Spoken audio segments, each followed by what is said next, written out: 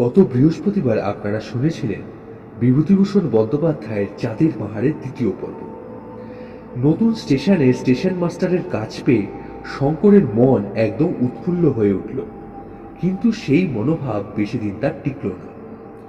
সিংহ ও সাপের উপদ্রবে এক প্রকার অতিষ্ঠ হয়ে শঙ্কর নিজের শেষ বেঁচে থাকার আশ্বাসটাও হারিয়ে ফেলেছিল। ঠিক তখনই শঙ্করের সাথে আলাপ হয় ডিয়েগো অ্যালভারেজের।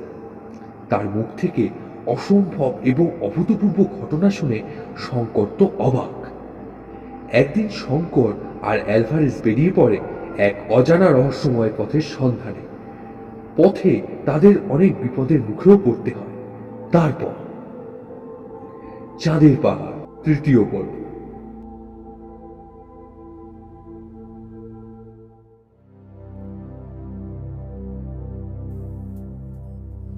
দিন 15 পরে শঙ্কর ও অ্যালভারেজ উজিজি বন্দর থেকে স্টিমারে টাঙ্গানিয়াকা হ্রদে ভাসল। হ্রদ পার হয়ে অ্যালভারভিল বলে একটা ছোট্ট শহরে কিছু আবশ্যকীয় জিনিস তারা কিনে নিল। এই শহর থেকে ক্যাবালো পর্যন্ত বেলজিয়ান গভর্নমেন্টের রেলপথ আছে। সেখান থেকে কঙ্গো নদীতে স্টিমারে চড়ে 3 দিনের পথ সানকিনি যেতে হবে। সানকিনিতে নেমে কঙ্গো নদীর পথ ছেড়ে দক্ষিণমুখী অজ্ঞাত বনজঙ্গল ও মরুভূমির দেশে প্রবেশ করতে হবে তাদের। কাবালো অতি অপরিষ্কার স্থান, কতকগুলো বর্ণসংকর পর্তুগিজ ও বেলজিয়ানের আড্ডা। স্টেশনের বাইরে পা দিয়েছে এমন সময় একজন পর্তুগিজ ওর কাছে এসে বলল, হ্যালো, দেখে তো নতুন লোক মনে হচ্ছে, কোথায় যাবে? তা আমাকে মনে হয় তুমি চেনো না। আমার নাম অ্যালবুকার। শঙ্কর চেয়ে দেখল অ্যালভারেজ তখনও স্টেশনের মধ্যে। লোকটার চেহারা যেমন কর্কশ তেমনি কলাকার, কিন্তু সে ভীষণ জোয়ান, প্রায় 7 ফুটের কাছাকাছি লম্বা। প্রত্যেকটি মাংসপেশি যেন তার শরীরের গুণে নেওয়া যায়, এমনই সুদৃঢ় এবং সুগঠিত। শঙ্কর বলল, তোমার সাথে পরিচয় হয়ে বেশ ভালো লাগলো। লোকটা বলল, তুমি দেখছি কালা আদমি, ইস্ট ইন্ডিজে। তা আমার সঙ্গে পোকার খেলবে চলো।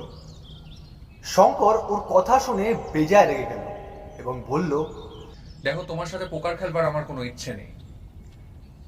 সঙ্গে সঙ্গে সে এটাও বুঝল লোকটা পোকার খেলবার ছলে তার সর্বস্ব অপহরণ করতে চায়। পোকার একরকম তাসের জুয়া খেলা। শঙ্কর নাম জানলেও সে খেলা জীবনে কখনো দেখেনি। নাইরোবিতে সে জানতো বদমাইশ জুয়ারিরা পোকার খেলবার ছলে নতুন লোকের সর্বনাশ করে।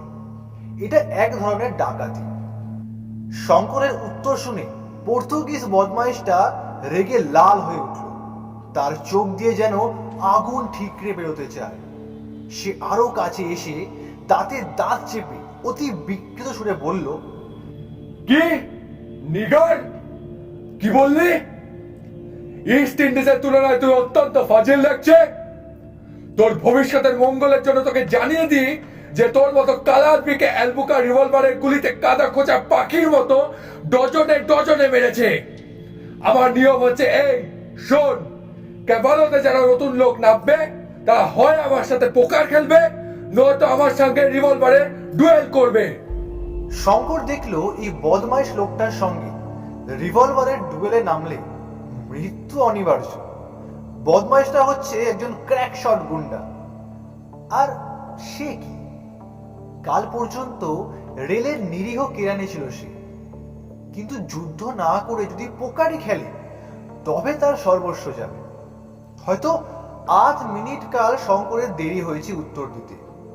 লোকটা কোমরের চামড়ার হোলস্টার থেকে নিমেষের মধ্যে রিভলভার বার করে শঙ্করের পেটের কাছে উঁচিয়ে বলল, যুদ্ধ না পোকার? শঙ্করের মাথায় রক্ত উঠে গেল। ভিতুর মতো সে পাশবিক শক্তির কাছে মাথা নিচু করবে না কখনো, হোক মৃত্যু। সে বলতে যাচ্ছে যুদ্ধ, এমন সময় পেছন থেকে ভয়ানক বাজ খায় সুরে কে বলল, এই সামলাও, গুলিতে মাথার চাঁদি উঠল। দুজনেই চমকে উঠে পিছনে চাইল। অ্যালভারেজ তার উইনচেস্টার রিপিটারটা বাগিয়ে উঁচিয়ে পর্তুগিজ বদমাইশটার মাথা লক্ষ্য করে দৃঢ়ভাবে দাঁড়িয়ে। শঙ্কর সুযোগ বুঝে চট করে পিস্তলের নলের উল্টো দিকে ঘুরে গেল। অ্যালভারেজ বলল, বালকের সঙ্গে রিভলভার ডুয়েল, হ্যাঁ? 3 বলতে পিস্তল ফেলে দিবি। 1 2 3। অ্যালবুকারকে শিথিল হাত থেকে পিস্তলটা মাটিতে খসে পড়ল। অ্যালভারেজ বলল, বালককে একা পেয়ে খুব বীরত্ব জাহির করছিলে না? শঙ্কর ততক্ষণে পিস্তলটা মাটি থেকে কুড়িয়ে নিয়েছে। অ্যালবুকার একটু বিস্মিত হল। অ্যালভারেজ যে শঙ্করের দলের লোক তা সে কল্পনাও করেনি। সে হেসে বলল, আচ্ছা আচ্ছা, মেট মেট, কিছু মনে করো না। এখানে আমারই হার, আমার ভুল ছিল, আমি স্বীকার করছি। তুমি ভয় পেও না ছোকরা, আমার পিস্তলটা দাও। তুমিও মেট। অ্যালবুকার ক্রাক পুষে রাখে না। এই কাছেই আমার কেবিন, চলো এক এক গ্লাস বিয়ার হয়ে যা। অ্যালভারেজ নিজের জাতের লোকের রক্ত চেনে। ও নিমন্ত্রণ গ্রহণ করে শঙ্করকে সঙ্গে নিয়ে অ্যালবুকার্কের কেবিনে গেল। শঙ্কর বিয়ার খায় না শুনে তাকে কফি করে দিল। প্রাণ খোলা হাসি হেসে কতই না গল্প করলো, যেন কিছুই হয়নি। শঙ্কর বাস্তবে কি লোকটার দিকে আকৃষ্ট হল। কিছুক্ষণ আগের অপমান ও শত্রুতা যে এমন বেমালুম ভুলে গিয়ে যাদের হাতে অপমানিত হয়েছে তাদের সঙ্গে এমনই ধারা দিলখোলা হেসে খোশ গল্প করতে পারে, পৃথিবীতে এই ধরনের লোক খুব একটা নেই। তার পরের দিন ওরা কাবালো থেকে স্টিমারে উঠল কঙ্গো নদী বেয়ে দক্ষিণ মুখে যাওয়ার জন্য। নদীর দুই তীরের দৃশ্য শঙ্করের মন আনন্দে উৎফুল্ল হয়ে উঠল। এরকম অদ্ভুত বনজঙ্গলের দৃশ্য জীবনে কখনো শঙ্কর দেখেনি। এতদিন সে যেখানে ছিল আফ্রিকার সে অঞ্চলে এমন বন নেই। সে শুধু বিস্তীর্ণ প্রান্ত, প্রধানত ঘাসের বন, মাঝে মাঝে বাবলা ও ইউকা গাছ। কিন্তু কঙ্গো নদী বেয়ে স্টিমার যত অগ্রসর হয়, দুধারে নিবিড় বনানী, কত ধরনের মোটা মোটা লতা, বনের ফুল, বন্য প্রকৃতি এখানে আত্মহারা, লীলাময়ী। আপনার সৌন্দর্য ও নিবিড় প্রাচুর্যে আপনি মুগ্ধ। শঙ্করের মধ্যে যে সৌন্দর্য প্রিয় ভাবুক মনটি ছিল, এই রূপের মেলায় সে মুগ্ধ ও বিস্মিত হয়ে রাঙা অপরাহ্নে ও দুপুর রোদে আপন মনে কত কি স্বপ্ন যা রচনা করে।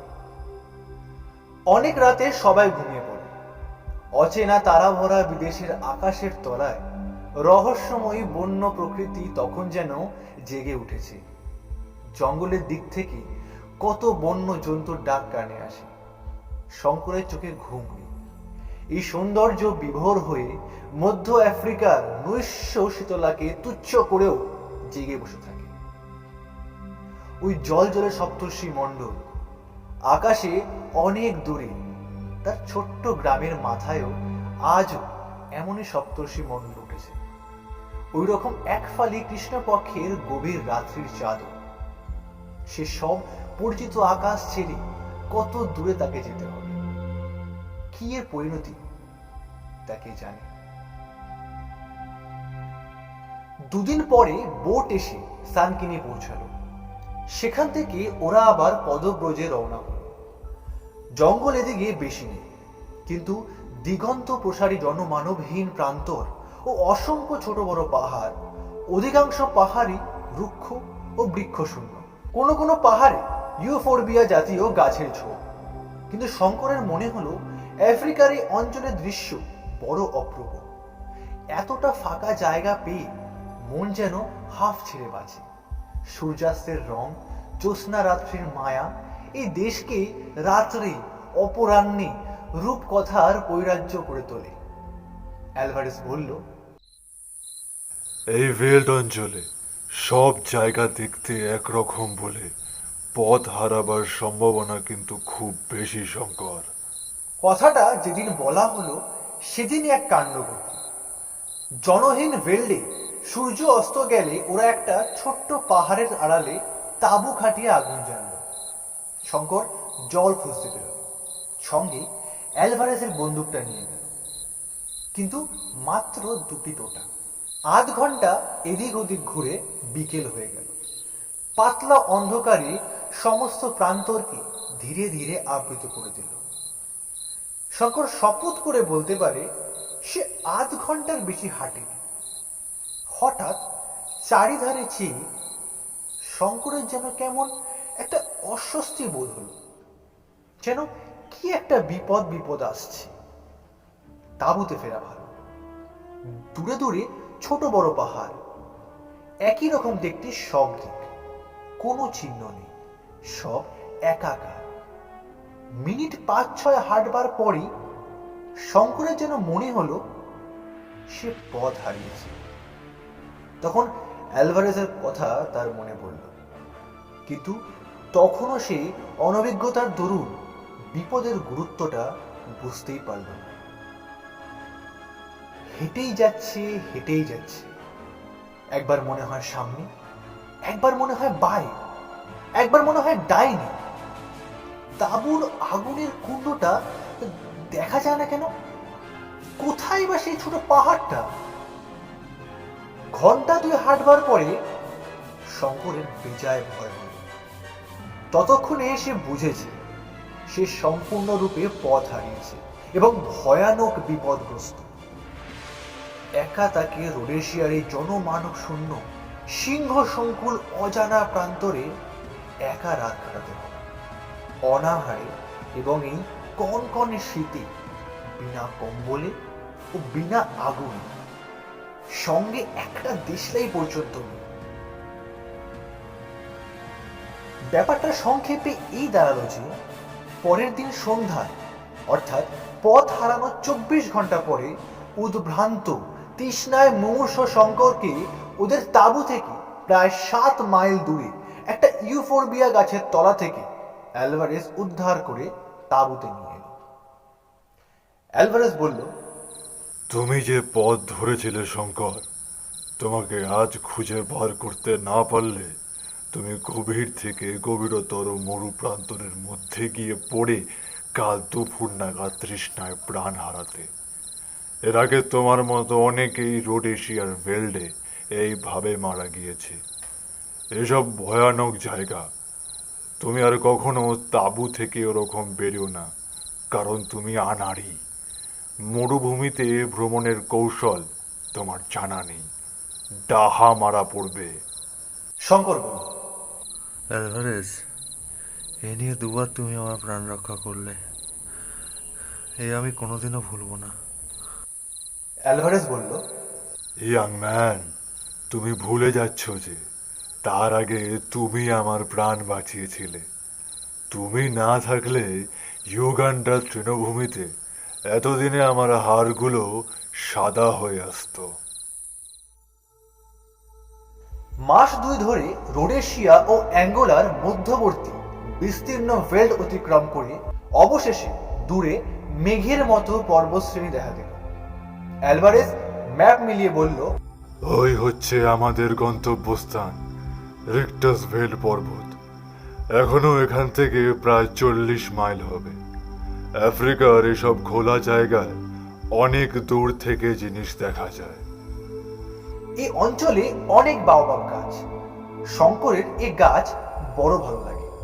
দূর থেকে যেন মনে হয় বট কি অসত্য গাছের মতো, কিন্তু কাছে গেলে দেখা যায় বাওবাব গাছ ছায়া বিরল, অথচ বিশাল, আঁকা বাঁকা, সারা গায়ে যেন বড় বড় আছে, কি আপ বেরিয়েছে, যেন আরব্য উপন্যাসের একটা বেটে কুদর্শন এবং কুব্জ দৈত্য।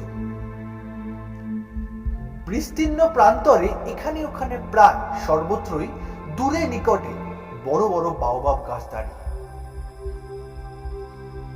একদিন সন্ধ্যাবেলা দুর্জয় শীতে তাঁবুর সামনে আগুন করে বসে অ্যালভারেজ বলল, এই যে দেখছো রোডেশিয়ার ভেল্ড অঞ্চল, এখানে হিরে ছড়ানো আছে সর্বত্র। এটা হীরের খনির দেশ। কিম্বার্লি খনির নাম নিশ্চয়ই শুনেছ। আরো অনেক ছোটখাটো খনি আছে। এখানে ওখানে ছোট বড় হীরের টুকরো কত লোক পেয়েছে, এখনো পায়। কথা শেষ করেই অ্যালভারেজ বলে উঠল, ও কারা? শঙ্কর সামনে বসে কথা শুনছিল। বলল, কে? কোথায়? কিন্তু অ্যালভারেজের তীক্ষ্ণ দৃষ্টি তার হাতের বন্দুকের গুলির মতোই অব্যর্থ। একটু পরেই তাঁবু থেকে দূরে অন্ধকারে কয়েকটি অস্পষ্ট মূর্তি এদিকে এগিয়ে আসছে। তা শঙ্করের চোখে পড়ল। অ্যালভারেজ বলল, শঙ্কর, বন্দুক নিয়ে এসো, চট করে যাও, টোটা ভরে আনবে। বন্দুক হাতে শঙ্কর যখন বাইরে এলো, অ্যালভারেজ নিশ্চিন্ত মনে ধূমপান করছে। কিছু দূরে অজানা মূর্তি কয়টি এখনো অন্ধকারের মধ্যে দিয়ে আসছে। একটু পরে তারা এসে তাঁবুর অগ্নিকুণ্ডের বাইরে দাঁড়ালো। শঙ্কর চেয়ে দেখল আগন্তুক কয়েকটি কৃষ্ণবর্ণ, দীর্ঘকায়। তাদের হাতে কিছু নেই, পরনে লিংটি, গলায় সিংহের লোম, মাথায় পালক, সুগঠিত চেহারা। তাঁবুর আলোয় মনে হচ্ছিল যেন কয়েকটি ব্রোঞ্জের মূর্তি। অ্যালভারেজ জুলু ভাষায় বলল, কি চাও তোমরা? ওদের মধ্যে কি যেন কথাবার্তা চল। তারপরে ওরা সবাই মাটির উপর বসে পড়ল। অ্যালভারেজ শঙ্করকে বলল, শঙ্কর, ওদের খেতে দাও। তারপর গলা নামিয়ে নিয়ে বলল, বড় বিপদ, খুব হুঁশিয়ার শঙ্কর। সঙ্গে সঙ্গে টিনের খাবার খোলা হলো। সকলের সামনেই খাবার রাখলো শঙ্কর। অ্যালভারেজও ওর সঙ্গে খাবার খেতে বসল। যদিও শঙ্কর বুঝলো অ্যালভারেজের নিশ্চয়ই কোনো মতলব আছে, কিংবা এদেশের রীতি অতিথির সঙ্গে খেতে হয়। অ্যালভারেজ খেতে খেতে জুলু ভাষায় আগন্তুকদের সঙ্গে গল্প করছে। অনেকক্ষণ পরে খাওয়া শেষ করে ওরা চলে গেল। যাওয়ার আগে সবাইকে একটা করে সিগারেট দেওয়া হলো। ওরা চলে গেলে অ্যালভারেজ বলল, ওরা ম্যাটাবেল জাতির লোক, ভয়ানক দুর্দান্ত। ব্রিটিশ গভর্নমেন্টের সঙ্গে অনেকবার লড়েছে। শয়তানকে ওরা ভয় করে না। ওরা সন্দেহ করেছে আমরা ওদের দেশে এসেছি হীরের খনির সন্ধানে। আমরা যে জায়গাটায় আছি এটা ওদের একজন সর্দারের রাজ্য। কোনো সভ্য গভর্নমেন্টের আইন এখানে খাটবে না। ধরবে আর নিয়ে গিয়ে পুড়িয়ে মারবে। চলো, আমরা তাঁবু তুলে এক্ষুনি রওনা হই। শঙ্কর বলল। তাহলে তুমি বন্দুক আনতে বললে কেন? অ্যালভারেজ হেসে বললেন, দেখো, ভেবেছিলাম যদি ওরা খেয়েও না ভোলে কিংবা কথাবার্তায় বুঝতে পারি যে ওদের মতলব খারাপ, তো ভোজনরত অবস্থাতেই ওদের গুলি করবোই ভেবেছিলাম। এই দেখো, রিভলভার পেছনে রেখে তবে খেতে বসছিলাম। এই কটাকে একসঙ্গে সাওয়ার করে দিতাম। আমার নাম অ্যালভারেজ। আমি একসময় শয়তানকেও ভয় করতাম না, এখনো করি না। ওদের হাতের মাছ মুখে পৌঁছাবার আগেই আমার পিস্তলের গুলি ওদের মাথার খুলি একসঙ্গে উড়িয়ে দিত।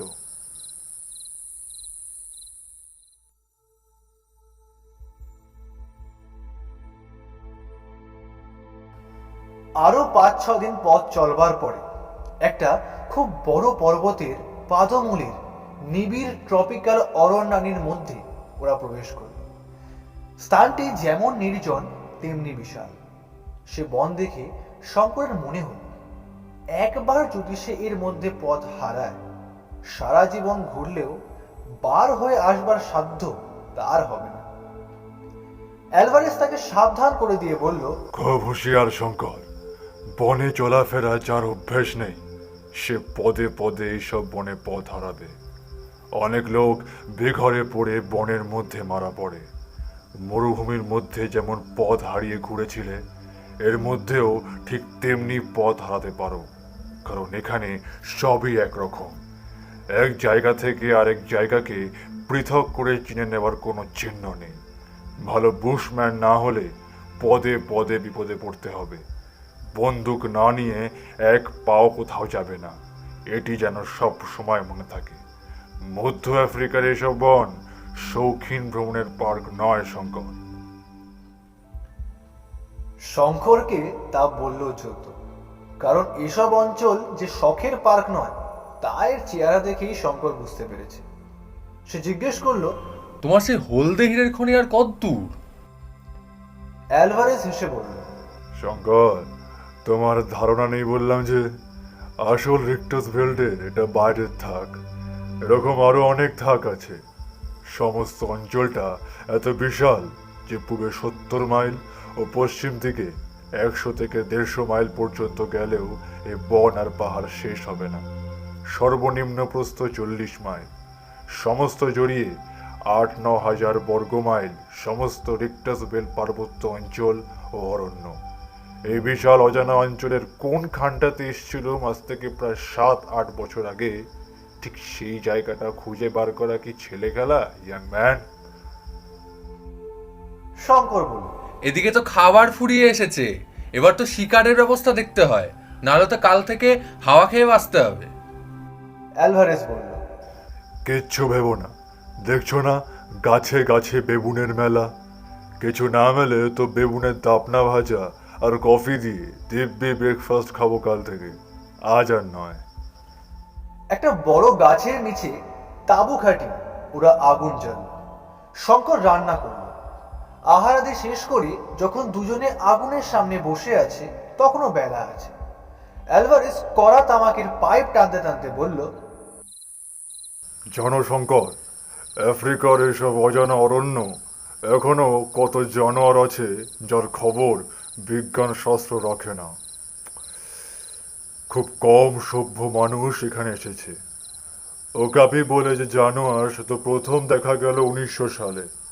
এক ধরনের বুনো শুয়োর আছে যা সাধারণ বুনো শুয়োরের প্রায় 3 গুণ বড়।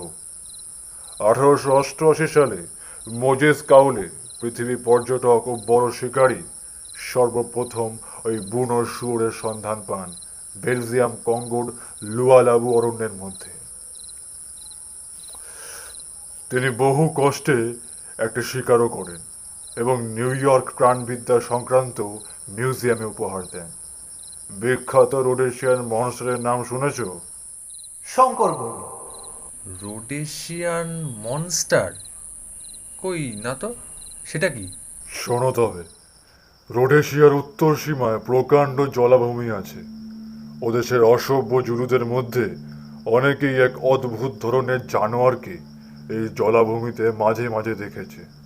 ওরা বলে তার মাথা কুমিরের মতো, গন্ডারের মতো তার শিং আছে, গলাটা অজগর সাপের মতো লম্বা ও আঁশওয়ালা দেহটা জলহস্তির মতো, লেজটা কুমিরের মতো। বিরাট দেহ এই জানোয়ারের প্রকৃতিও খুব হিংস্র। জল ছাড়া কখনো ডাঙায় এই জানোয়ারকে দেখা যায়নি। তবে এইসব অসভ্য দেশি লোকের অতিরঞ্জিত বিবরণ বিশ্বাস করা শক্ত। কিন্তু 1880 সালে জেমস মার্টিন বলে একজন প্রসপেক্টর রোডেশিয়ার এই অঞ্চলে বহুদিন ঘুরেছিলেন সোনার সন্ধানে। মিস্টার মার্টিন আগে জেনারেল ম্যাথিউজের এডিকং ছিলেন। নিজে একজন ভালো ভূতত্ত্ব ও প্রাণীতত্ত্ববিদ ছিলেন। তিনি তার ডায়েরির মধ্যে রোডেশিয়ার এই অজ্ঞাত জানোয়ারের দূর থেকে দেখেছেন বলে উল্লেখ করে গিয়েছেন। তিনিও বলেন জানোয়ারটা আকারে প্রাগৈতিহাসিক যুগের ডাইনোসর জাতীয় সরীসৃপের মতো বেজায় বড়। কিন্তু তিনি জোর করে কিছু বলতে পারেননি, কারণ খুব ভোরের কুয়াশার মধ্যে কবিরান্ড হ্রদের সীমানায় জলাভূমিতে আবছায়া ভাবে তিনি জানোয়ারটাকে দেখেছিলেন। জানোয়ারটার ঘোড়ার চিহি ডাকের মতো ডাক শুনেই তার সঙ্গের জুরু চাকরগুলো ঊর্ধ্বশ্বাসে পালাতে পালাতে বলল, সাহেব পালাও পালাও, ডিঙ্গনেক ডিঙ্গনেক। ডিঙ্গনেক ওই জানোয়ারটার জুরু নাম। 2-3 বছরে এক আধবার দেখা দেয় কি না দেয়, কিন্তু সেটা এতই হিংস্র যে তার আবির্ভাব সে দেশের লোকের পক্ষে ভীষণ ভয় ব্যাপার। মিস্টার মার্টিন বলেন তিনি তার 303 টোটা গোটা দুই উপড়ি উপড়ি ছুঁড়েছিলেন জানোয়ারটার দিকে। অত দূর থেকে তাক হলো না, রাইফেলের আওয়াজে সেটা সম্ভবত জলে ডুব দিল। শঙ্কর বলল, তুমি কি করে জানলে এসব? মার্টিন ডায়েরিতে ছাপানো হয়েছিল নাকি? না, অনেকদিন আগে বুলাওয়েও ক্রনিক্যাল কাগজে মিস্টার মার্টিনের ঘটনাটা বেরিয়েছিল। আমি তখন সবে দেশে এসেছি। রোডেশিয়া অঞ্চলে আমিও প্রসপেক্টিং করে বেড়াতাম বলে জানোয়ারটার বিবরণ আমায় খুব আকৃষ্ট করে। কাগজখানা অনেকদিন আমার কাছেই রেখে দিয়েছিলাম, তারপর কোথায় হারিয়ে গেল। ওরাই নাম দিয়েছিল জানোয়ারটা রোডেশিয়ান মনস্টার। শঙ্কর বলল, তুমি কোনোদিনও ওই অদ্ভুত জানোয়ারটাকে দেখনি? সেই প্রশ্নটার সঙ্গে সঙ্গে একটা আশ্চর্য ব্যাপার ঘটল। তখন সন্ধ্যার অন্ধকার ঘন হয়ে নেমে এসেছে। সেই আবছায়া আলো অন্ধকারের মধ্যে শঙ্করের যেন মনে হলো হয়তো শঙ্করের ভুলও হতে পারে, কিন্তু শঙ্করের মনে হলো এবং সে দেখল অ্যালভারেজ, দুর্ধর্ষ ও নির্ভীক অ্যালভারেজ, দুধে ও অবর্থ লক্ষ্য অ্যালভারেজ ওর প্রশ্ন শুনে চমকে উঠল। এবং সেইটাই সকলের চেয়ে আশ্চর্য, যেন পরক্ষণেই শিউরে উঠল। সঙ্গে সঙ্গে অ্যালভারেজ যেন নিজের অজ্ঞাত সারে চারিপাশের জনমানবহীন ঘন জঙ্গল ও রহস্য ভরা দুরারোহ পর্বতমালার দিকে একবার চেয়ে দেখল। কোনো কথা বলল না, যেন এই পর্বত জঙ্গলে বহুকাল পরে এসে অতীতের কোনো বিভীষিকাময় পুরাতন ঘটনা ওর মনে পড়ে গেছে, এবং যেটা ওর পক্ষে খুব প্রীতিকর নয়। অ্যালভারেজ ভয় পেয়েছে। অবাক হলো শঙ্কর। অ্যালভারেজের ভয় শঙ্কর ভাবতেও পারে না যে, কিন্তু সেই ভয়টা অলক্ষিতে এসে শঙ্করের মনও যেন চেপে বসল। এই সম্পূর্ণ অজানা বিচিত্র রহস্যময়ী বনানী, এই বিরাট পর্বত প্রাচীর যেন এক গভীর রহস্যকে যুগ যুগ ধরে গোপন করে এসেছে। যে বীর হও, যে নির্ভীক হও, এগিয়ে এসো সে, কিন্তু মৃত্যু বনে ক্রয় করতে হবে সে গহর রহস্যের সন্ধান। রিক্টাসভেল পর্বতমালা ভারতবর্ষের দেবাত্মা নাগাদেরাজ হিমালয় নয়। এদেশের মাসাই, জুলু, ম্যাটাবেল প্রভৃতি আদিম জাতির মতোই ওর আত্মা নিষ্ঠুর, বর্বর, নর মাংস লোলু। সে কাউকে রেহাই দেবে না।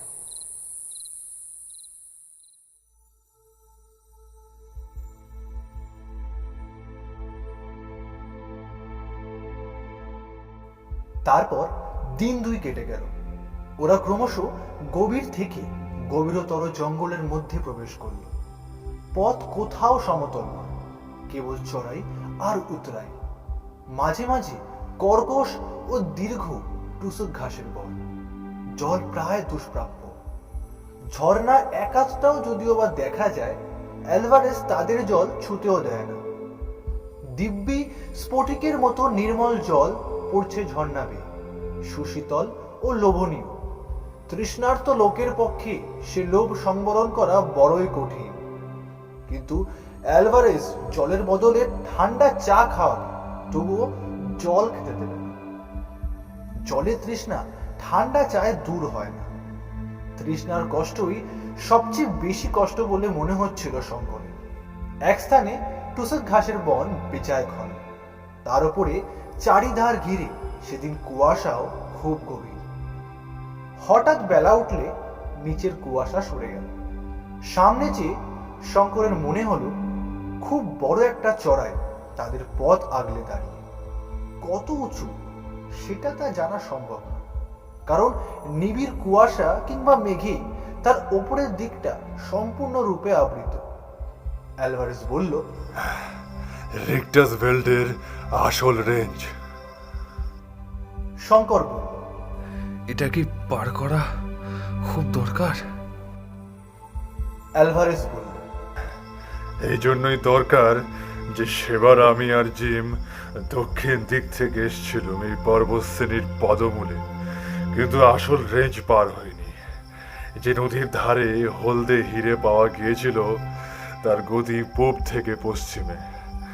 এবার আমরা যাচ্ছি উত্তর থেকে দক্ষিণে, সুতরাং পর্বত পার হয়ে ওপারে না গেলে কি করে সেই নদীটার ঠিকানা করতে পারি বলো? শঙ্কর বলল, আচ্ছা, কুয়াশা দেখতে পাচ্ছি, আর একটু অপেক্ষা করা যাক না? একটু বেলা বাড়ুক, তারপর না হয় যাওয়া যাবে। তাঁবু ফেলে আহারাদি সম্পন্ন করা গেল। বেলা বাড়লেও কুয়াশা তেমন কাটল না। শঙ্কর ঘুমিয়ে পড়ল তাঁবুর মধ্যে। ঘুম যখন ভাঙল, বেলা তখন নেই। চোখ মুছতে মুছতে তাঁবুর বাইরে এসে সে দেখল অ্যালভারেজ চিন্তিত মুখে ম্যাপ খুলে বসে আছে।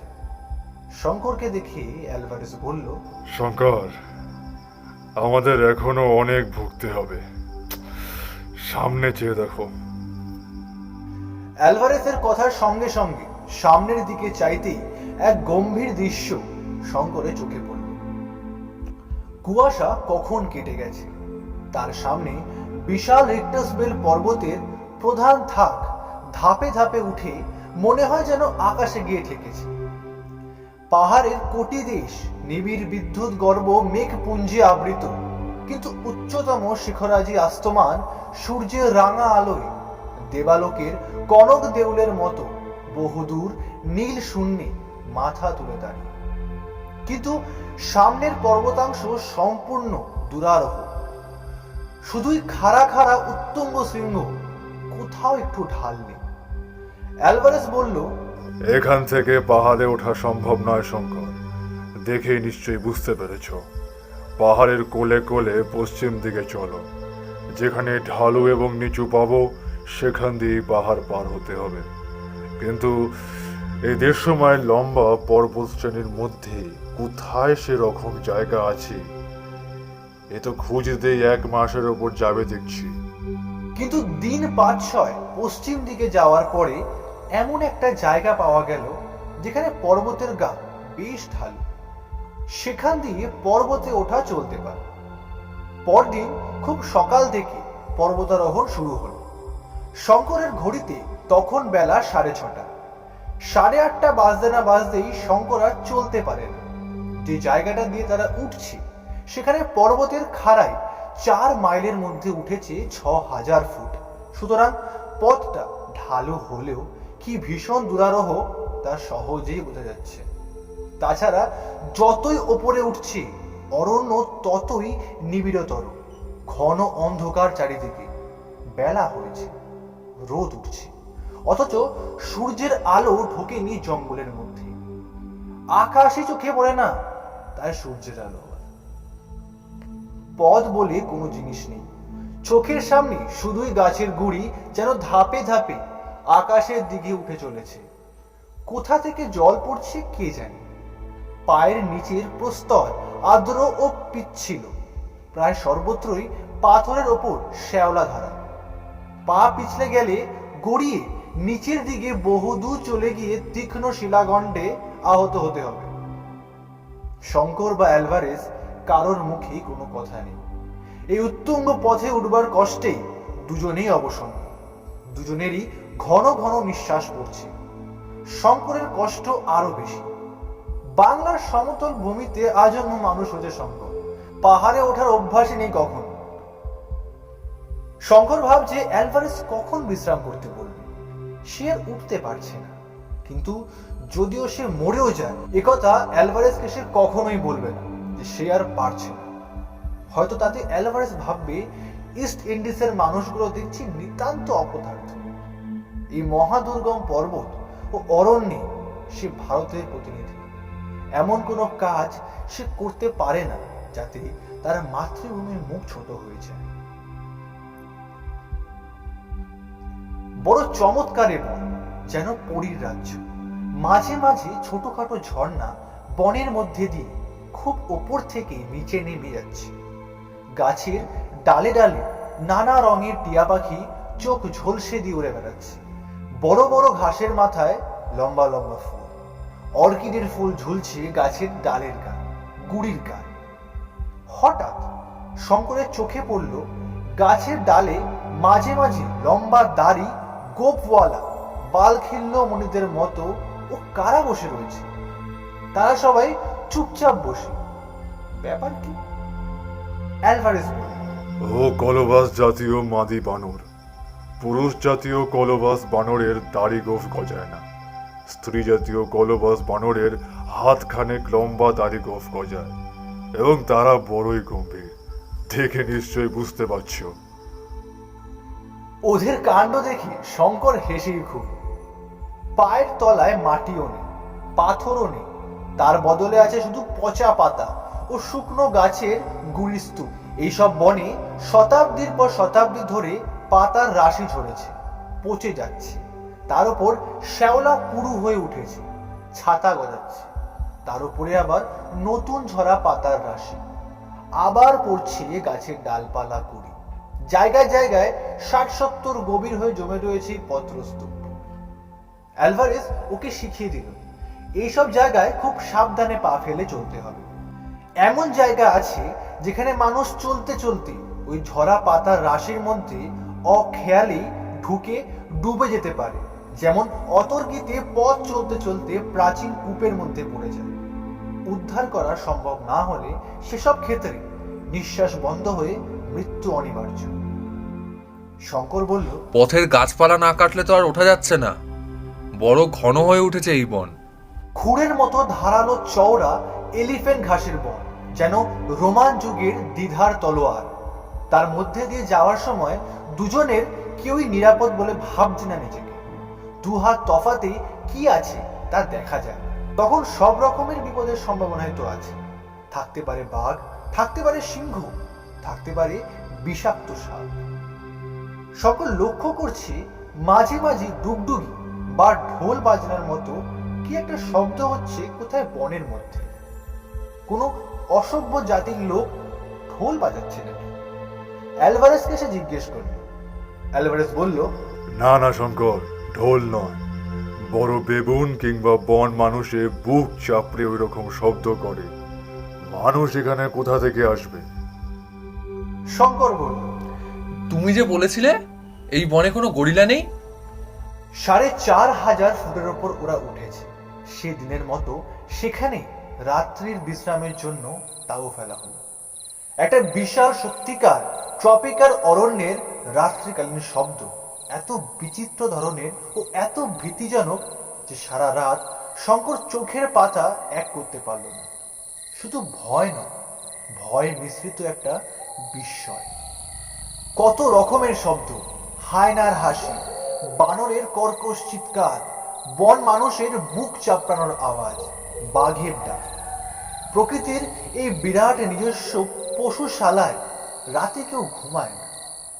সমস্ত অরণ্যটা এই গভীর রাতে যেন হঠাৎ ক্ষেপে উঠেছে। বছর কয়েক আগে খুব বড় একটা সার্কাসের দল আসায় ওদের স্কুল বোর্ডিং এর ছেলেরা রাতে ঘুমাতে পারত না। শঙ্করের সে কথা এখন মনে পড়ল। কিন্তু এসবের চেয়েও মধ্যরাত্রে একদল বন্য হাতির বৃহন্তি ধ্বনি তাঁবুর অত্যন্ত নিকটে শুনে শঙ্কর এমন ভয় পেল যে অ্যালভারেজকে তাড়াতাড়ি ঘুম থেকে ওঠালো। অ্যালভারেজ বলল, আগুন জ্বলছে তাঁবুর বাইরে, কোনো ভয় নেই, ওরা এদিকে ঘেঁষবে না।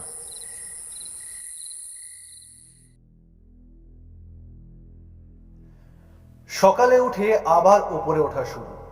উঠছে তো উঠছে, মাইলের পর মাইল বন্য বাঁশের অরণ্য, তার তলায় বুনো আদা।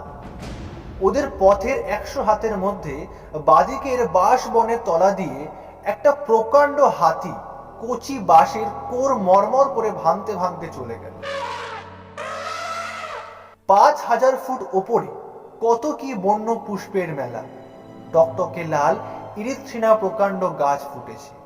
পুষ্পিত ইপোমিয়া লতার ফুল দেখতে ঠিক বাংলাদেশের বনকমলী ফুলের মতো, কিন্তু রংটা অত গাঢ় বেগুনি নয়। সাদা ভেরোনিকা ঘন সুগন্ধে বাতাসকে ভারাক্রান্ত করেছে। বন্য কফির ফুল, রঙিন বেগোনিয়া, মেঘের রাজ্য ফুলের বন। মাঝে মাঝে সাদা বেলুনের মতো মেঘপুঞ্জ গাছপালার মগডালে এসে আটকাচ্ছে। কখনো বা আরো নেমে এসে ভেরোনিকার বন ভিজিয়ে দিয়ে যাচ্ছে। ৭,৫০০ ফুটের ওপর থেকে বনের প্রকৃতি একেবারে বদলে গেল। এই পর্যন্ত উঠতে ওদের আরো ২ দিন লেগেছে। আরো অসহ্য কষ্ট, কোমর পিঠ ভেঙে পড়েছে। এখানে বনানীর মূর্তি বড় অদ্ভুত। প্রত্যেক গাছের গুঁড়ি ও শাখা প্রশাখা পুরো শ্যাওলা ঝুলছে। সে শ্যাওলা কোথাও কোথাও এত লম্বা যে গাছ থেকে ঝুলে প্রায় মাটিতে এসে ঠেকবার মতো হয়েছে। বাতাসে সেগুলো আবার দোল খাচ্ছে। তার উপর কোথাও সূর্যের আলো নেই, সব সময় যেন গধূলি। আর সবটা ঘিরে বিরাজ করছে এক অপার্থিব ধরনের নিস্তবতা। বাতাস বইছে কিন্তু তার শব্দ নেই। পাখির কুঞ্জন নেই বললেই চলে সেই বনে। মানুষের গলার সুর নেই, কোনো জানোয়ারের ডাক নেই। যেন কোন অন্ধকার নরকে দীর্ঘ প্রেতের দলের মধ্যে এসে পড়েছে ওরা। সেদিন অপরাহ্নে যখন অ্যালভারেস তাঁবু ফেলে বিশ্রাম করবার হুকুম দিল, তখন তাঁবুর বাইরে বসে এক পাত্র কফি খেতে খেতে শঙ্করের মনে হলো এ যেন সৃষ্টির আদিম যুগের অরণ্যানী। পৃথিবীর উদ্ভিদ জগৎ যখন কোনো একটা সুনির্দিষ্ট রূপ ও আকৃতি ধারণ করে, যে যুগে পৃথিবীর বুকে বিরাটাকায় সরীসৃপের দল জগৎ জোড়া বনজঙ্গলের নিবিড় অন্ধকারে ঘুরে বেড়াতো, সৃষ্টির সেই অতীত প্রভাতে সে যেন কোন জাদুমন্ত্রের বলে ফিরে গিয়েছে। সন্ধ্যার পরে সমগ্র বনানী নিবিড় অন্ধকারে আবৃত হল। তাঁবুর বাইরে ওরা আগুন জ্বেলেছে। সেই আলোর মণ্ডলীর বাইরে আর কিচ্ছু দেখা যায় না। এই বনের আশ্চর্য নিস্তবতা শঙ্করকে বিস্মিত করেছে। বনানীর সেই বিচিত্র নৈশ শব্দ এখানে স্তব্ধ কেন? অ্যালভারেস চিন্তিত মুখে ম্যাপ দেখছিল। সে বলল, শোনো শঙ্কর, একটা কথা ভাবছি। আজ 8,000 ফুট ওপরে উঠলাম, কিন্তু এখনো পর্বতের সেই খাঁজটাই পেলাম না যেটা দিয়ে আমরা রেঞ্জ পার হয়ে ওপারে যাব। আর কত ওপরে উঠবো আমরা, যদি ধরো এই অংশের স্যাডেলটাই না থাকে। শঙ্করের মনেও এই খটকা যে না জেগেছে তা নয়। সে আজই উঠবার সময় মাঝে মাঝে ফিল্ড গ্লাস দিয়ে উপরের দিকে দেখবার চেষ্টা করছে, কিন্তু ঘন মেঘে বা কুয়াশায় উপরের দিকটা সর্বদাই আবৃত থাকায় তার চেষ্টা ব্যর্থ হয়েছে। সত্যি তো, তারা কত উঠবে আর? সমতল খাদ যদি না পাওয়া যায়, আবার নিচে নামতে হবে, আবার অন্য জায়গা বেয়ে উঠতে হবে, দফা সারা।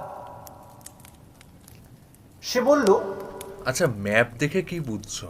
অ্যালভারেসের মুখ দেখে মনে হলো ম্যাপের ওপর সে আস্থা হারিয়েছে। সে বলল, এ ম্যাপ অত খুঁটিনাটি ভাবে তৈরি নয়। এ পর্বতে উঠেছেই বা কে যে ম্যাপ তৈরি করবে? এই যে দেখছো এখানে স্যার ফিলিপো ডি ফিলিপি তৈরি ম্যাপ, যিনি পর্তুগিজ পশ্চিম আফ্রিকার ফার্ডিনান্ডো পোসরিঙ্গ আরোহণ করে খুব নাম করেছে, এবং বছর কয়েক আগে বিখ্যাত পর্বত আরোহণকারী পর্যটক ডিউক অফ আব্রুৎসির অভিযানেও যিনি ছিলেন, কিন্তু রিক্টাসভেল্ডে তিনি ওঠেননি। এ ম্যাপ পাহাড়ের যে কতটুকু আঁকা আছে তা খুব নিখুঁতভাবে বলা যায় না, ঠিক বুঝতে পারছি না। হঠাৎ শঙ্কর বলে উঠল, টুকি! তাঁবুর বাইরে প্রথমে একটা অস্পষ্ট আওয়াজ এবং পরক্ষণেই একটা কষ্টকর কাশির শব্দ পাওয়া গেল, যেন থাইসিসের রোগী খুব কষ্টে কাতর ভাবে কাশছে। একবার, দুবার, তারপরে শব্দটা থেমে গেল, কিন্তু সেটা মানুষের গলার শব্দ নয়। শুনবা মাত্রও শঙ্করের সে কথা মনে হলো। রাইফেল নিয়ে সে ব্যস্তভাবে তাঁবুর বাইরে হতে যাচ্ছে। অ্যালভারেস তাড়াতাড়ি উঠে তার হাত ধরে তাকে বসিয়ে দিল। শঙ্কর আশ্চর্য হয়ে বলল, কেন? কিসের শব্দ ওটা? কথা বলে অ্যালভারেসের দিকে চাইতেই ও বিস্ময়। শঙ্কর লক্ষ্য করলো অ্যালভারেসের মুখ বিবর্ণ হয়ে গিয়েছে। শব্দটা শুনে কি? সঙ্গে সঙ্গে তাঁবুর অগ্নিকুণ্ডের মণ্ডলীর বাইরে নিবিড় অন্ধকারে একটা ভারী অথচ লঘুপথ জীব যেন বন জঙ্গলের মধ্যে দিয়ে চলে যাচ্ছে বেশ মনে হলো। দুজনেই খানিকটা চুপচাপ। তারপর অ্যালভারেস বলল, আগুনে কাঠ ফেলে দাও, বন্দুক দুটো ভরা আছে কিনা দেখো। রাত কেটে গেল। তার পরদিন সকালে শঙ্করেরই আগে ঘুম ভাঙল। তাঁবুর বাইরে এসে কফি করবার আগুন জ্বালতে সে তাঁবু থেকে কিছু দূর কাঠ ভাঙতে গেল। হঠাৎ তার নজর পড়ল ভিজে মাটির ওপর একটা পায়ের দাগ। লম্বায় দাগটা 11 ইঞ্চির কম নয়, কিন্তু 3টে মাত্র পায়ে আঙ্গুল। 3 আঙ্গুলেরই দাগ বেশ স্পষ্ট। পায়ের দাগ ধরে সে এগিয়ে গেল। আর অনেকগুলো সেই পায়ের দাগ আছে, সবগুলোতেই সে 3 আঙ্গুল। শঙ্করের মনে পড়ল ইউগান্ডা স্টেশন ঘরে অ্যালভারেজের মুখে শোনা জিম কার্টারের মৃত্যু কাহিনী। গুহার মুখে বালির ওপর সেই অজ্ঞাত হিংস্র জানোয়ারের 3 আঙ্গুলওয়ালা পায়ের দাগ। কাফির গ্রামের সর্দারের মুখে শোনা গল্প। অ্যালভারেসের কাল রাত্রের বিবর্ণ মুখও সঙ্গে সঙ্গে মনে পড়ল শঙ্করের। আর একদিনও অ্যালভারেস ঠিক এইরকমই ভয় পেয়েছিল, যেদিন পর্বতের পাদমূলে ওরা প্রথম এসে তাঁবু পাতে। বনিপ, কাফির সর্দারের গল্পের সেই বনিপ, রিক্টাসভেল পর্বত ও অরণ্যের বিভীষিকা, যার ভয় শুধু অসভ্য মানুষ কেন, অন্য কোনো বন্য জন্তু পর্যন্ত এই 8000 ফুটের ওপরকার বনে আসে না। কাল রাতে কোনো জানোয়ারের শব্দ পাওয়া যায়নি কেন? এখন তার শঙ্করের কাছে তার সম্পূর্ণ পরিষ্কার হয়ে গেল। অ্যালভারেস পর্যন্ত ভয় বিবর্ণ হয়ে উঠেছিল ওর গলার শব্দ শুনে। বোধহয় ওর শব্দের সঙ্গে অ্যালভারেসের পূর্বে পরিচয় ঘটেছে। অ্যালভারেসের ঘুম ভাঙতে সেদিন একটু দেরি হলো। ও গরম কফি এবং কিছু খাদ্য গলাধঃকরণ করবার সঙ্গে সঙ্গে সে আবার সে নির্ভীক ও দুর্দর্শ অ্যালভারেস, যে মানুষকেও ভয় করে না, শয়তানকেও না। শঙ্কর ইচ্ছে করে অ্যালভারেসকে ওই অজ্ঞাত জানোয়ারের পায়ের দাগটা দেখালো। কি জানি যদি অ্যালভারেস বলে বসে এখনো এই পাহাড়ের স্যাডেল পাওয়া গেল না। তবে নেমে যাওয়া যাক। সকালে সেদিন খুব মেঘ করে ঝমঝম করে বৃষ্টি নামল। পর্বতের ঢালু বেয়ে যেন হাজার ঝর্ণায় ধারায় বৃষ্টির জল গড়িয়ে নিচে নামছে। এই বন ও পাহাড় চোখে কেমন যেন ধাঁধা লাগিয়ে দেয়। এতটা উঠেছে ওরা, কিন্তু প্রতি 1000 ফুট ওপর থেকে নিচের অরণ্যের গাছপালার মাথা দেখে সেগুলোকে সমতল ভূমির অরণ্য বলে ভ্রম করছে। কাজেই প্রথমটা মনে হয় যেন কতকটাই বা উঠেছে, ওইটুকু। বৃষ্টি সেদিন থামল না। বেলা 10টা পর্যন্ত অপেক্ষা করে অ্যালভারেস ওঠবার হুকুম দিল। শঙ্কর এটা আশা করে। এখানে শঙ্কর কর্মী শ্বেতাঙ্গ চরিত্রের একটা দিক লক্ষ্য করল। তার মনে হচ্ছিল, কেন এই বৃষ্টিতে মিছে মিছে বার হওয়া? একটা দিনে কি এমন হবে? বৃষ্টি মাথায় পথ চলে লাভটাই বা কি? অবিশ্রান্ত বৃষ্টি ধারার মধ্যে ঘন অরণ্যানী ভেদ করে সেদিন ওরা সারাদিন চলল। উঠছে তো উঠছে, উঠেই চলেছে। শঙ্কর আর যেন পারে না। কাপড় চোপড় জিনিসপত্র তাঁবু সব ভিজে একসার হয়ে গেল। একখানা রুমাল পর্যন্ত শুকনো নেই কোথাও। শঙ্করের কেমন একটা অবসাদ এসেছে দেহে ও মনে। সন্ধ্যার দিকে যখন সমগ্র পর্বত ও অরণ্য মেঘের অন্ধকারে ও সন্ধ্যার অন্ধকারে একাকার হয়ে ভীম দর্শন ও গম্ভীর হয়ে উঠল, ওর তখন মনে হলো এই অজানা দেশে, অজানা পর্বতের মাথায়, ভয়ানক হিংস্র জন্তু সংকুল বনের মধ্যে দিয়ে বৃষ্টি মুখর সন্ধ্যায় কোন অনির্দেশ্য হিরক্ষণী বা তার চেয়েও অজানা মৃত্যুর অভিমুখে সে চলছে কোথায়? অ্যালভারেস কে তার পরামর্শে কেন সে এখানে? হীরার খনিতে তার দরকার নেই। বাংলাদেশের খড়ে ছাওয়া ঘর, ছায়া ভরা শান্ত গ্রাম্য পথ, ক্ষুদ্র নদী পরিচিত পাখিদের কাকলি, সে সব যেন কত দূরের কোন অবাস্তব স্বপ্ন রাজ্যের জিনিস। আফ্রিকার কোনো হীরকখনি তাদের চেয়ে মূল্যবান নয়।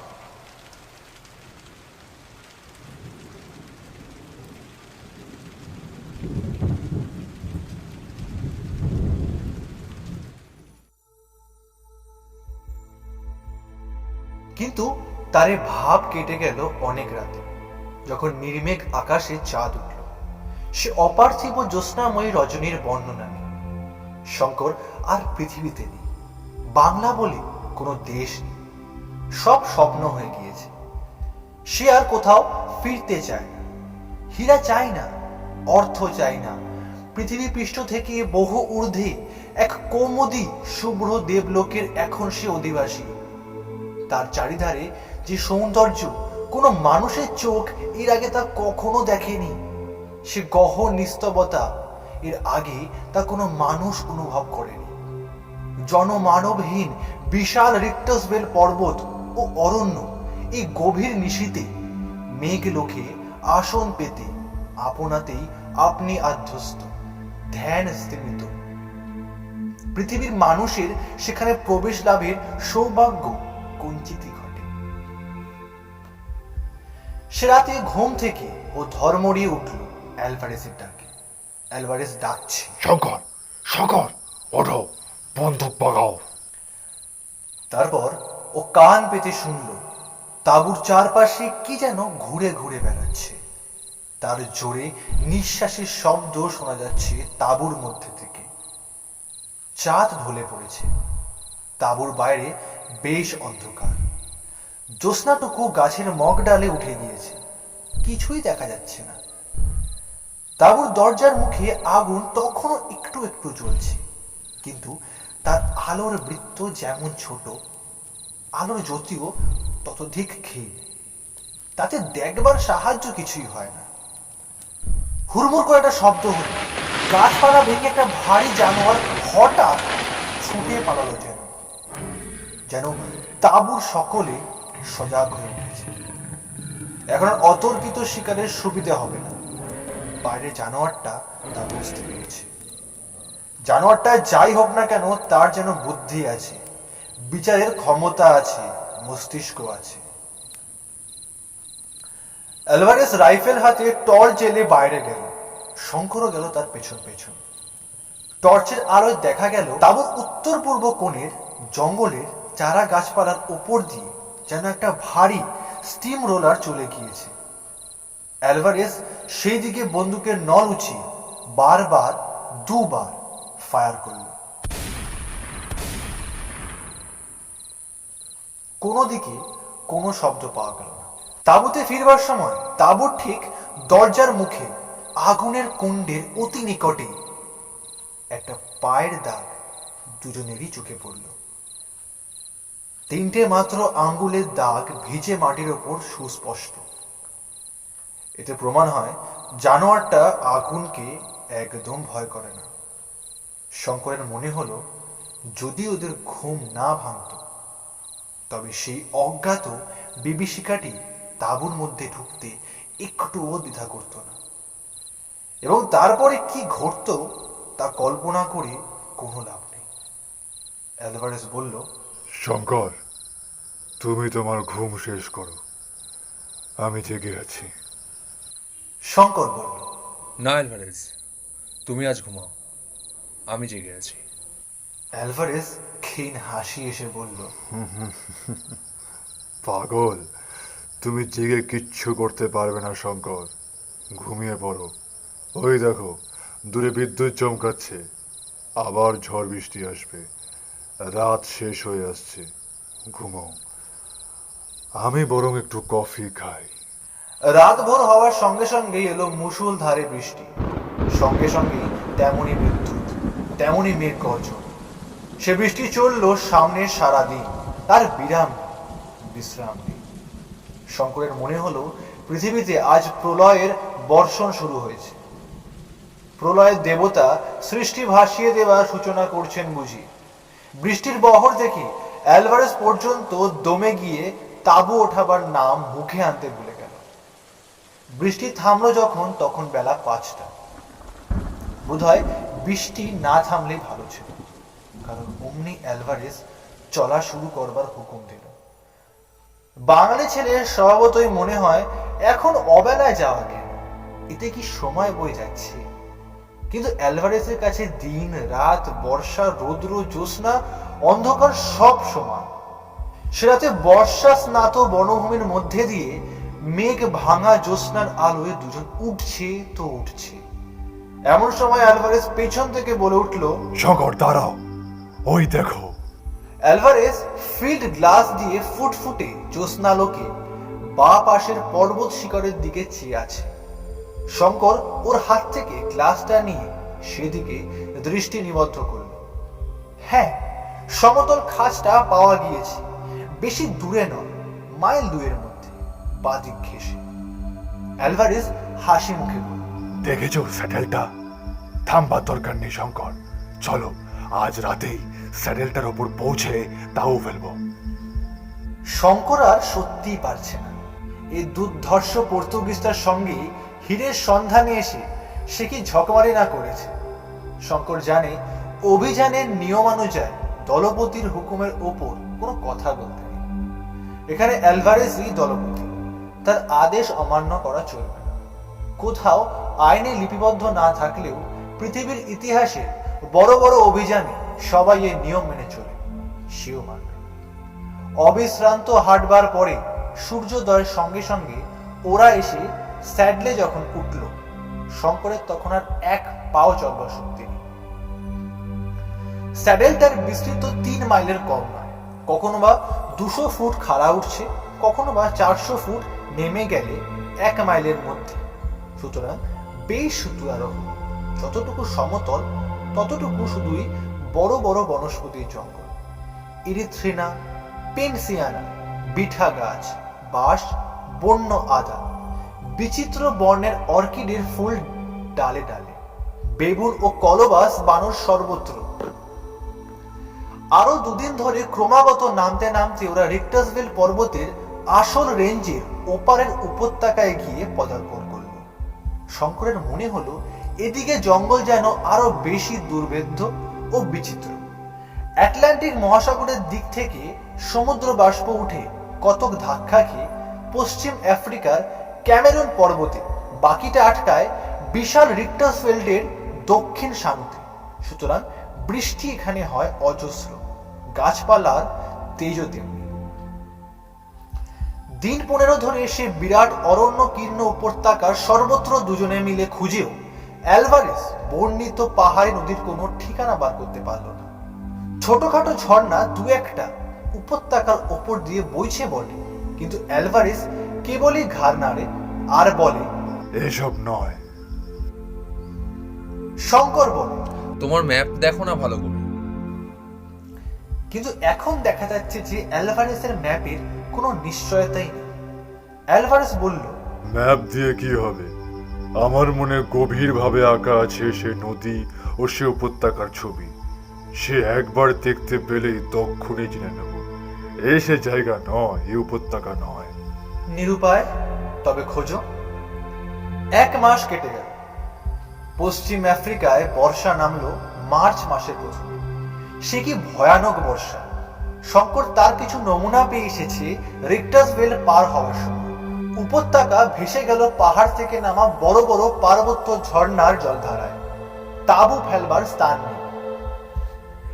এক রাতে হঠাৎ অতিবর্ষণের ফলে ওদের তাঁবুর সামনের একটা নিরীহ ক্ষীণকায়া ঝর্ণা ধারা ভীম মূর্তি ধারণ করে ওদের তাঁবু শুদ্ধ ওদের ভাসিয়ে নিয়ে যাবার জোগাড় করেছিল।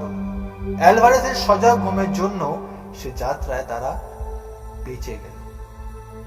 কিন্তু দিন যায় তো ক্ষণ যায় না। শঙ্কর একদিন ঘোর বিপদে পড়ল জঙ্গলটার মধ্যে।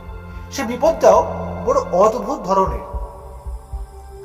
সেদিন অ্যালভারেজ তাঁবুতে তার নিজের রাইফেল পরিষ্কার করছিল। সেটা শেষ করে রান্না করবে, এই ছিল কথা। শঙ্কর রাইফেল হাতে বনের মধ্যে শিকারের সন্ধানে বার হয়েছে। অ্যালভারেজ তাকে বলে দিয়েছে এ বনে খুব সতর্ক হয়ে সাবধানে চলাফেরা করতে, আর বন্দুকের ম্যাগজিনে সবসময় যেন একটা কার্তুজ ভরা থাকে। আর একটা খুব মূল্যবান উপদেশ দিয়েছে, সেটা এই, বনের মধ্যে বেড়াবার সময় হাতের কবজিতে কম্পাস বেঁধে নিয়ে বেরাবে, এবং যে পথ দিয়ে যাবে সেই পথের ধারে গাছপালায় কোনো চিহ্ন রেখে যাবে, যাতে ফেরবার সময় সেই সব চিহ্ন ধরে আবার ঠিক ফিরতে পারে, নতুবা বিপদ অবশ্যম্ভাবী। একদিন শঙ্কর স্প্রিংবক হরিণের সন্ধানে গভীর বনে চলে গিয়েছে। সকালে বেরিয়েছিল, ঘুরে ঘুরে ক্লান্ত হয়ে এক জায়গায় একটা গাছের তলায় সে একটু বিশ্রামের জন্য বসল। সেখানটাতেই চারিধারেই বৃহৎ বৃহৎ বনস্পতির মেলা, আর সব গাছের গুড়ি ও ডালপালা বেয়ে এক প্রকারের বড় বড় লতা উঠে তাদের ছোট্ট ছোট্ট পাতা দিয়ে এমনই নিবিড়ভাবে আষ্টে পৃষ্ঠে গাছগুলোকে জড়িয়েছে যে গুড়ির আসল রং দেখাই যায় না। কাছেই একটা ছোট্ট জলার ধারে ঝাড়ে ঝাড়ে মারি পোষা লিলি ফুটে রয়েছে। খানিকটা সেখানে বসবার পরে শঙ্করের মনে হলো তার কি একটা অস্বস্তি হচ্ছে। কি ধরনের অস্বস্তি তা সে ঠিক বুঝতে পারল না। অথচ জায়গাটা ছেড়ে উঠে যাওয়ারও তার ইচ্ছে হলো না। সে ক্লান্তও বটে, আর জায়গাটাও বেশ আরামেরও বটে। কিন্তু এ তার কি হলো? তার সমস্ত শরীরে এত অবসাদ কোথা থেকে এলো? তাকে কি ম্যালেরিয়া জ্বরে ধরলো? অবসাদটা কাটবার জন্যে সে পকেট হাতের একটা চুরুট বার করে ধরালো। কিসের একটা মিষ্টি মিষ্টি সুগন্ধ বাতাসে। শঙ্করের বেশ লাগছে গন্ধটা।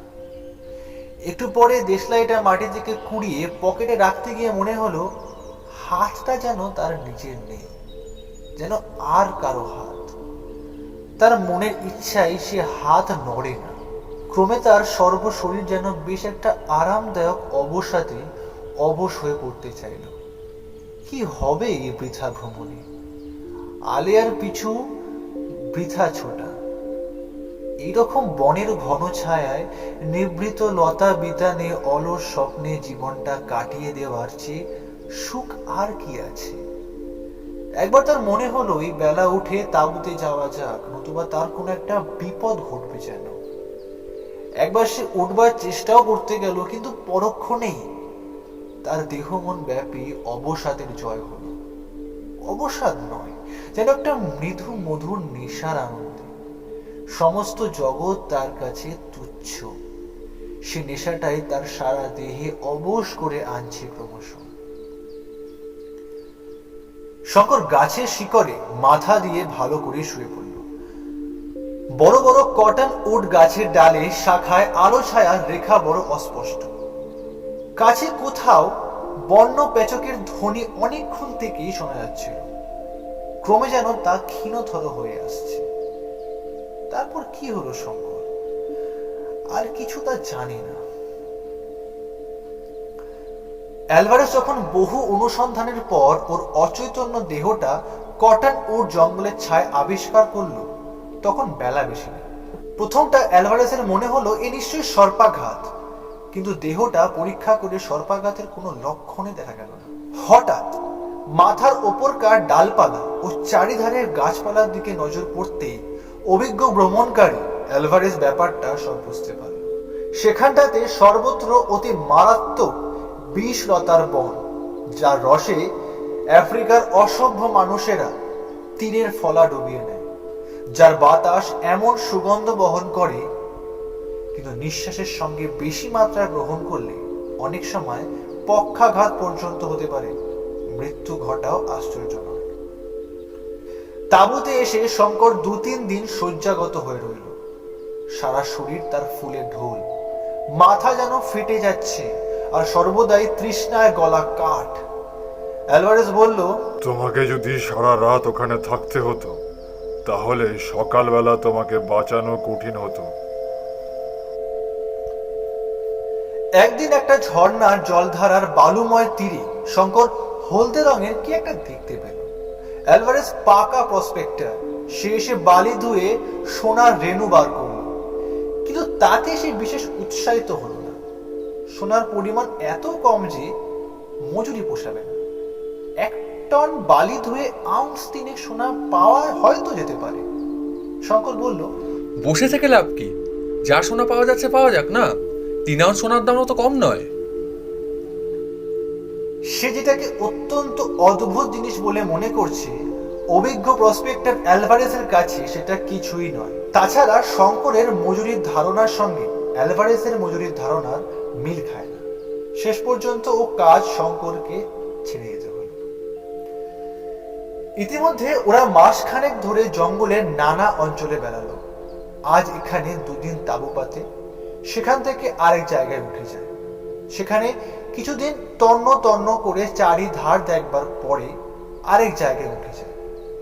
সেদিন অরণ্যের একটা স্থানে ওরা নতুন পৌঁছে তাঁবু পাতল।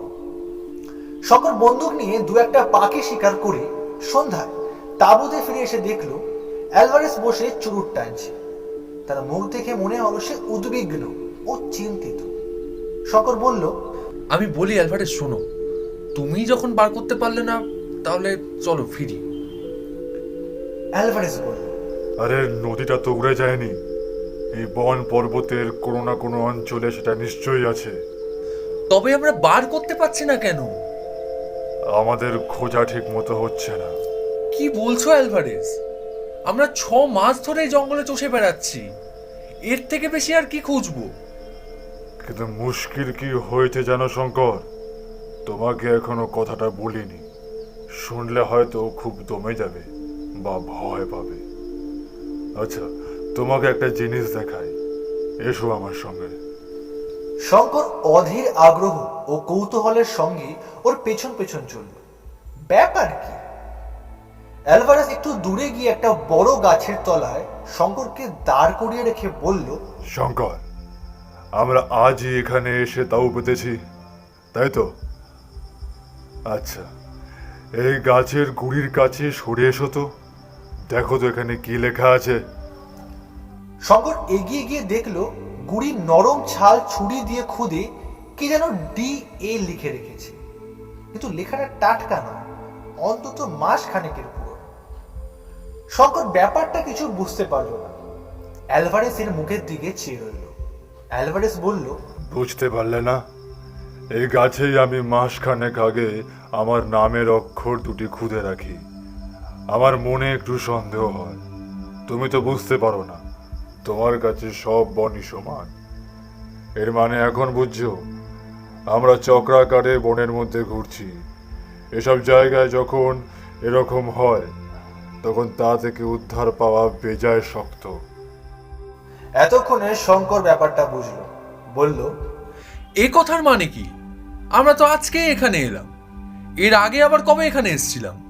ঠিক তাই, বড় অরণ্যে বা মরুভূমিতে অনেক সময় এই বিপদ ঘটে। একে বলে ডেথ সার্কেল। আমার মনে মাসখানেক আগে প্রথম সন্দেহ হয় যে হয়তো আমরা ডেথ সার্কেলে পড়েছি। সেটা পরীক্ষা করে দেখবার জন্যই গাছের ছালে ওই অক্ষর খুদে রাখি আমি। আজ বনের মধ্যে বেড়াতে হঠাৎ চোখে পড়ল। তার মানে তুমি বলতে চাও মাসখানেক আগেও আমরা এখানে এসেছিলাম?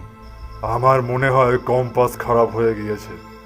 রিক্টাসভিল পার হবার সময় সে যে ভয়ানক ঝড় ও বিদ্যুৎ হয়, তাতে কিভাবে ওর চৌম্বক শক্তি নষ্ট হয়ে গিয়েছে। অ্যালভারেজ কিন্তু দমে যাবার পাত্র নয়। সে দিনের পর দিন চলল বনের মধ্যে দিয়ে। বনের কোনো কুল কিনারা পায় না শঙ্কর। আগেও যা বা ছিল, ঘূর্ণিপাকে তারা ঘুরছে শোনা অবধি শঙ্করের দিক সম্বন্ধে জ্ঞান একেবারে লোপ পেয়েছে। দিন তিনেক পরে ওরা একটা জায়গায় এসে পৌঁছালো। সেখানে রিক্টাস বেল্টের একটি শাখা আসল পর্বতমালার সঙ্গে সমকোণী উত্তর থেকে লম্বালম্বি হয়ে আছে। খুব কম হলেও সেটা 4000 ফুট উঁচু। আরো পশ্চিম দিকে একটা খুব উচ্চ পর্বতচূড়া ঘন মেঘের আড়ালে লুকোচুরি খেলছে। দুই পাহাড়ের মধ্যেকার উপত্যকা 3 মাইল বিস্তীর্ণ হবে এবং এই উপত্যকা খুব ঘন জঙ্গলে ভরা। বনে গাছপালার যেন 3-4টে থাক। সকলের ওপরের থাকে শুধু পরগাছা আর শ্যাওলা, মাঝের মধ্যে ছোট বড় বনস্পতির ভিড়, নিচের থাকে ঝোপঝাপ ছোট ছোট গাছ। সূর্যের আলোর বালাই নেই বনের মধ্যে। অ্যালভারেজ বনের মধ্যে না ঢুকে বনের ধারে তাঁবু ফেলতে বলল। সন্ধ্যার সময় ওরা কফি খেতে খেতে পরামর্শ করতে বসলো এখন কি করা যাবে। খাবার একদম ফুরিয়েছে, চিনি অনেক দিন থেকেই নেই। সম্প্রতি দেখা যাচ্ছে আর 2-1 দিন পরে কফিও শেষ হয়ে যাবে। সামান্য কিছু ময়দা এখনো আছে, কিন্তু আর কিচ্ছু নেই। ময়দা এই জন্য আছে যে ওরা ওই জিনিসটাকে কালে ভদ্রেই ব্যবহার করে। ওদের এখন প্রধান ভরসা বন্য জন্তুর মাংস। কিন্তু সঙ্গে যখন ওদের গুলি বারুদের কারখানা নেই, তখন শিকারের ভরসাই বা চিরকাল করা যায় কি করে? কথা বলতে বলতে শঙ্কর দূরে যে পাহাড়ের চূড়াটা মেঘের আড়ালে লুকোচুরি খেলছে সেদিকে মাঝে মাঝে চেয়ে দেখছিল। এই সময় অল্পক্ষণের জন্য মেঘ সম্পূর্ণ সরে গেল। সেই চূড়াটার অদ্ভুত চেহারা, যেন কুলফি বরফের আগার দিকটা কি এক কামড়ে খেয়ে ফেলেছে। অ্যালভারেজ বলল, এখান থেকে দক্ষিণ পূর্ব দিকে বুলাওয়েও কি সলসবেরি 400 থেকে 500 মাইলের মধ্যে 100 মাইল মরুভূমি। পশ্চিম দিকে উপকূল 300 মাইলের মধ্যে বটে, কিন্তু পর্তুগিজ পশ্চিম আফ্রিকা অতি ভীষণ দুর্গম জঙ্গলে ভরা, সুতরাং সেদিকের কথা বাদ দাও। এখন আমাদের উপায় হচ্ছে, হয় তুমি নয় আমি সলসবেরি কি বুড়াও চলে গিয়ে টোটা ও খাবার কিনে আনি, কম্পাসও লাগবে। অ্যালভারেজের মুখে এই কথাটা বড় শুভক্ষণে শঙ্কর শুনেছিল। দৈব মানুষের জীবনে যে কত কাজ করে তা মানুষে কি সবসময় বোঝে? দৈবক্রমে বুলাওয়েও এবং সলসবেরি দুটো শহরের নাম, তাদের অবস্থানের দিক ও এই জায়গাটা থেকে তাদের আনুমানিক দূরত্ব শঙ্করের কানে গেল। এরপরে সে কতবার মনে মনে অ্যালভারেজকে ধন্যবাদ দিয়েছিল এই নাম দুটো বলবার জন্য। কথাবার্তা সেদিন বেশি অগ্রসর হলো না। দুজনেই অত্যন্ত পরিশ্রান্ত ছিল। সকাল সকাল শয্যা আশ্রয় করল।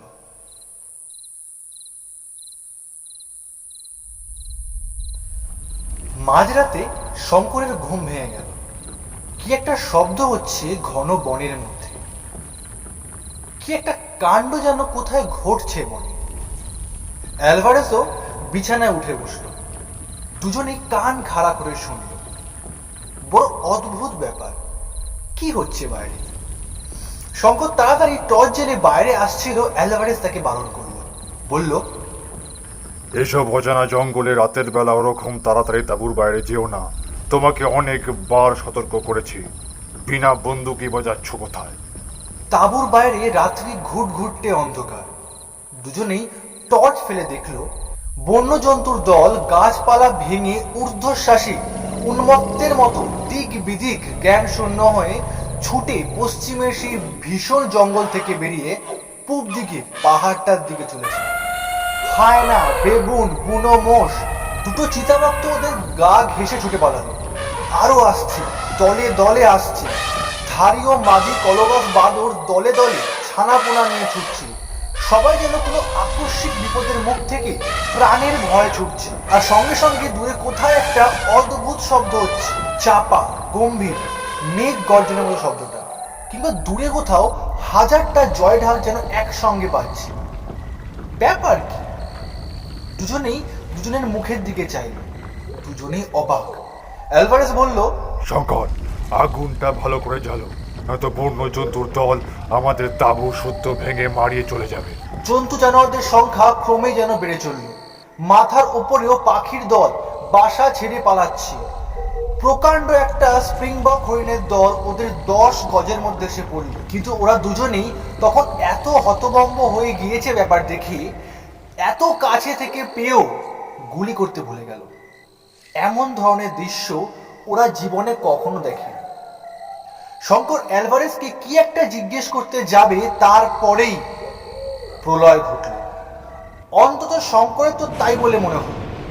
সমস্ত পৃথিবীটা দুলে এমন কেঁপে উঠল যে ওরা দুজনেই টলে পড়ে মাটিতে পড়ে গেল।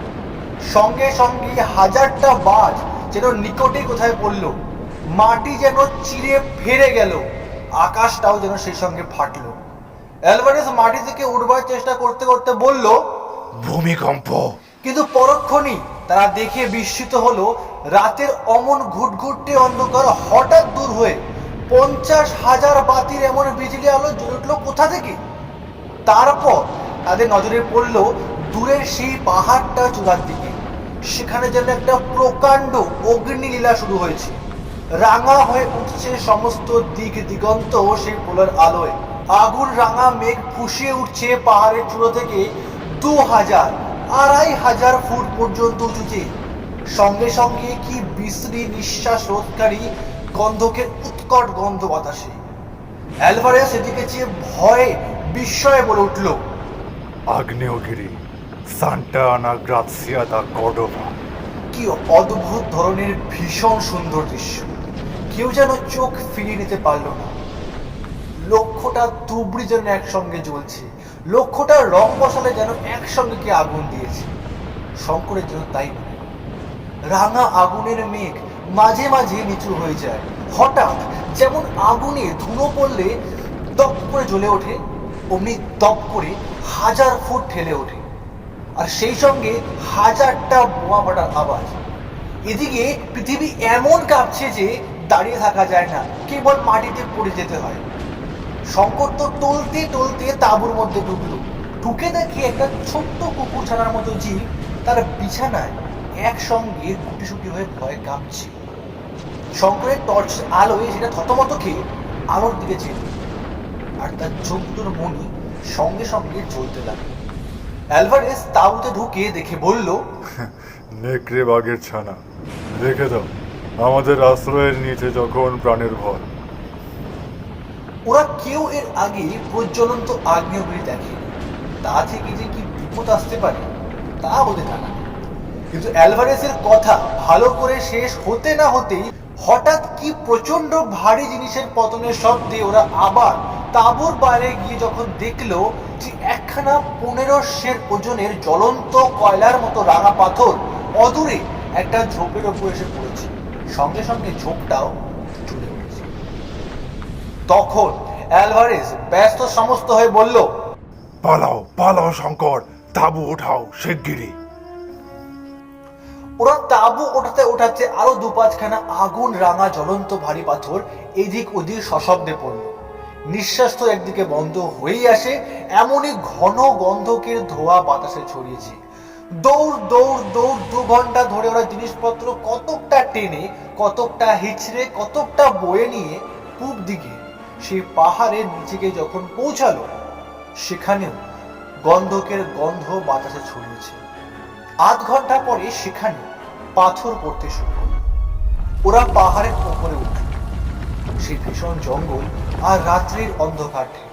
ভোর যখন হলো তখন 2500 ফুট উঠে পাহাড়ের ঢালুতে বড় একটা গাছের তলায় দুজনে হাঁপাতে হাঁপাতে বসে পড়ল। সূর্য ওঠবার সঙ্গে সঙ্গেই অগ্নুৎপাতের সেই ভীষণ সৌন্দর্য অনেকখানি কমে গেল, কিন্তু শব্দ ও পাথর পড়া যেন বাড়ল। এবার শুধু পাথর নয়, তার সঙ্গে খুব মিহি ধূসর বর্ণের ছাই আকাশ থেকে পড়ছে। গাছপালা লতা পাতার উপর দেখতে দেখতে পাতলা এক পুর ছাই জমে গেল। সারাদিন সমানভাবে এই অগ্নিলীলা চলল। আবার রাত হল। নিম্নের উপত্যকা ভূমির অত বড় হেমলক গাছের জঙ্গল দাবানলে ও প্রস্তর বর্ষণে সম্পূর্ণ নষ্ট হয়ে গেল। রাতে আবার সেই ভীষণ সৌন্দর্য। কত দূর পর্যন্ত বন ও আকাশ, কত দূরের দিগন্ত লাল হয়ে উঠেছে পর্বতের অগ্নিকটাহের আগুন। তখন পাথর পড়াটা একটু কেবল কমেছে, কিন্তু সে রাঙা আগুন ভরা বাষ্পের মেঘ তখনও সেই রকমই দীপ্ত হয়ে উঠেছে। রাত দুপুরের পরে একটা বিরাট বিস্ফোরণের শব্দে ওদের তন্দ্রা চলে গেল। ওরা সবাই চেয়ে দেখলো জ্বলন্ত পাহাড়ের চূড়ার মুন্ডুটা উড়ে গিয়েছে। নিচের উপত্যকাতে ছাই, আগুন ও জ্বলন্ত পাথর ছড়িয়ে পড়ে অবশিষ্ট জঙ্গলটাকেও ঢেকে ফেলল। অ্যালভারেজ পাথরের ঘায়ে আহত হল। ওদের তাঁবুর কাপড়ে আগুন ধরে গেল। পেছনের একটা উঁচু গাছের ডাল ভেঙে পড়ল পাথরের চোট খেয়ে। শঙ্কর ভাবছিল এই জনহীন অরণ্য অঞ্চলে এত বড় একটা প্রাকৃতিক বিপর্যয় যে ঘটে গেল তা কেউ দেখতেই পেত না যদি তারা না থাকত। সভ্য জগৎ জানেও না আফ্রিকার গহন অরণ্যের এই আগ্নেয়গিরির অস্তিত্ব। কেউ বললেও বিশ্বাস করবে না হয়তো। সকালে বেশ স্পষ্ট দেখা গেল মোমবাতি হাওয়ার মুখে জ্বলে গিয়ে যেমন মাথার দিকে অসমান খাজের সৃষ্টি করে, পাহাড়ের চূড়াটার তেমনি চেহারা হয়েছে। কুলফি বরফটাতে ঠিক যেন কি আরেক কামড় বসিয়েছে। অ্যালভারেজ ম্যাপ দেখে বলল, এটা আগ্নেয়গিরি বলে ম্যাপে দেওয়া নেই। সম্ভবত বহু বছর পরে এই এর প্রথম অগ্নুৎপাত, কিন্তু এর যে নাম ম্যাপে দেওয়া আছে তা খুব অর্থপূর্ণ। শঙ্কর বলল, কি নাম? এর নাম লেখা আছে ওল্ডোনিও লেঙ্গাই। প্রাচীন জুলু ভাষায় এর মানে অগ্নিদেবের শয্যা। নামটা দেখে মনে হয় এই অঞ্চলে প্রাচীন লোকেদের কাছে এই পাহাড়ের আগ্নেয় প্রকৃতি অজ্ঞাত ছিল না। বোধহয় তারপর 200 বছর কিংবা তারও বেশি কাল এটা চুপচাপ ছিল। ভারতবর্ষের ছেলে শঙ্করের 2 হাত আপনা আপনি প্রণামের ভঙ্গিতে ললাট স্পর্শ করল। প্রণাম হে রুদ্রদেব, প্রণাম। আপনার তাণ্ডব দেখবার সুযোগ দিয়েছে, এজন্য প্রণাম গ্রহণ করুন। হে দেবতা, আপনার এ রূপের কাছে শত ক্ষীরক্ষণই তুচ্ছ হয়ে যায়। আমার সমস্ত কষ্ট সার্থক হলো।